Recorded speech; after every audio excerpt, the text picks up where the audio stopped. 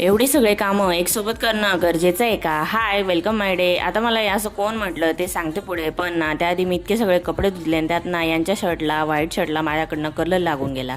आता ते ओरडा खायच्या आधीच मी ना दुसरा ड्रेस काढून ठेवला होता त्यांचा. आता तो ना ड्युटीचा ड्रेस असल्यामुळे मला चिंता होत होती. आणि ना इथं मी डाळ तांदूळ भिजत घालायला घेतले. आता हे पण माझ्या लक्षात नाही की आपल्याला उद्या कुठेतरी जायचं आहे आणि आपण इतका सगळा कुटाणा हा कशाला करून ठेवला आहे. म्हणून प्रेग्नेन्सीनंतर थोडासा शॉर्ट टाईम मेमरी लॉस होतोच. हे आता वेगळं काय सांगायचं, असू द्या. ते सगळं भिजत घातलं आणि ना मग ड्युटीला गेले. आता आहे ना मस्त असे ग्रेप्स खाल्ले. आता ग्रेप्स, टरबूज, खरबूज हीच सगळी फळं आमच्या घरी तुम्हाला दिसतील हा सीझन संपेपर्यंत.